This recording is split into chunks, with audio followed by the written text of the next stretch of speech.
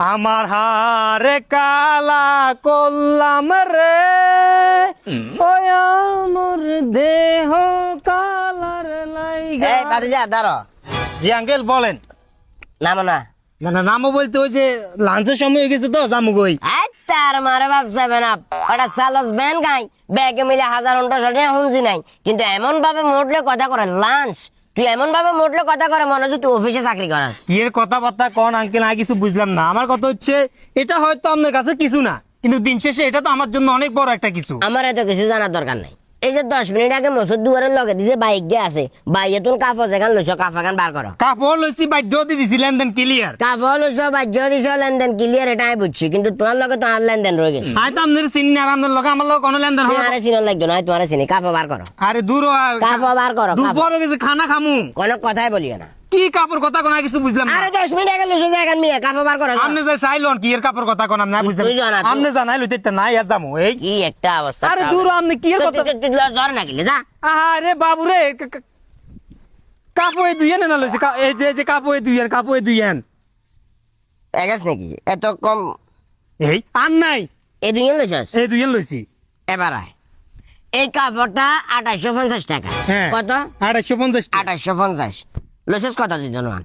দনওয়ান 50 টাকা, এক কান 50 টাকা করি। কত? এক কান 50 করে দুইয়েন 50। মানে দনওয়ান যদি 50 টাকা দিলস, এই কাপড় কিনতে লাগে আজ সিগারেট খাইছি না হান খাইছি না এখানে টেও ওঠে না। মেজাজটা আবার কেমনে গরম নয় তো তুই আরে ক। কাপড় লইলাম ও মসজিদের দুয়ারে একটা মহিলার কাছে, শিব জিব্বে কালারের সুন্দর টাইপের মহিলা একটার কাছে। এখন আপনি কিনলে এটা হিয়াই আর ভাই আয় তোরে হিন্দি নো হয় হিন্দি ঘুরে তারপর আইসে এখন যাতে সামনে দিয়ে আটাকে ধরতে হইব, নাইলে তোরে বলেও তো আইতেন না। এখন কথা সেটা না, কথাটা হলো 2850 টাকা সেকেন্ড শাড়ি, তুমি এটা কিনছো 25 টাকা দি। এটা যাক এটা পুরাতন, এটার কথা বাদে দিলাম। এখন দোনোয়ান তুই যে 50 টাকা দিয়ে কিনলা হিতিরে যে বাড়িয়ে দিলা, এটা কতটা যৌক্তিক? মানে কোন যুক্তিতে কথা বলতেছেন ওটা বলেন। ওনার থেকে কি আমি জোর করে নিয়ে আসছি নাকি গতন লাচ্চা লই আছি? কি এর কথাবার্তা কোন কি জানি।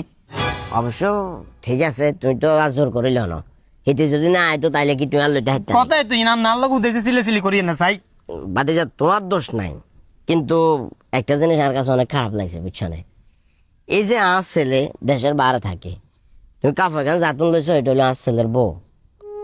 আই আর ওয়াইফের কথা যদি কই, ধরো তোমরা শাসিমার কথা আর কি, তোমরা শাসিমার আই লাস্ট করতে কাপড় কিনে দিছি, আই এটাই ভুলে গেছি কই। অথচ আজ ছেলের বউ বর্তমানে যেভাবে চলে, যেটা বলার বাইরে। এই কাপড় এটা 2850 টাকার কাপড়, এটাও মনে হয় 2500-2600 টাকা। এখন তুই হয়তো ভাগ্য বাজে বইছে আপনার হুতের কাপড় দাম আপনি কেমনে জানেন? আর হুত তো থাকে দেশের বাইরে। আমি মাঝে মধ্যে আর হুতের বলল এই মুহিমজন লাগে তো এই জিনিসগুলা দেখি, যেভাবে টাকা খরচ করে বাতি যা, তোমার হয়তো বা না করলে তুই এটা বুঝতে না।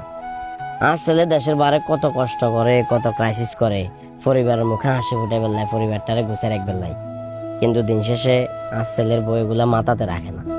এমন ভাবে খরচ করে মনে যেন কি কোনো প্রকার কষ্ট ছাড়া টাকাগুলো ইনকাম করে। গত কিছুদিন আগে আজ ছেলে দেশের বাইরে তো নাইব কইছিল, ফট করে আর আবার ফোন দিয়ে কয়েছে আব্বা এত সবরে যাইতেন না, অন পজিশন শক্ত হয় না। এগুলাম যে পজিশন শক্ত হয় না বলতে, কমদের হুতের বোর পিছনেও তো খরচ যায় 30-35 হাজার টাকা মাসে। এটা তো আপনি নিজের চোখে দেখেন। অনায় যদি দেশের বাইরে তুমি দেশে চলি আই, এক মাসের লোক যদি আই, এক মাস যদি ইনকাম না করতে হারি, আয় আর বোর কেমনে চাহিদা গুলা মিটামো? এটা কই আর হুতার দেশের বাইরে তুমি দেশে আইয়া না, কষ্ট লাগে বাতি যা। যাক তুমি যেহেতু কিনিয়ে লাইছ, তোমার তো আর কাপড় গান লই যাই লাভ নাই। ধরো মনে কষ্ট নিও না, যাও। আচ্ছা ঠিক আছে, যাও। ঠিক আছে।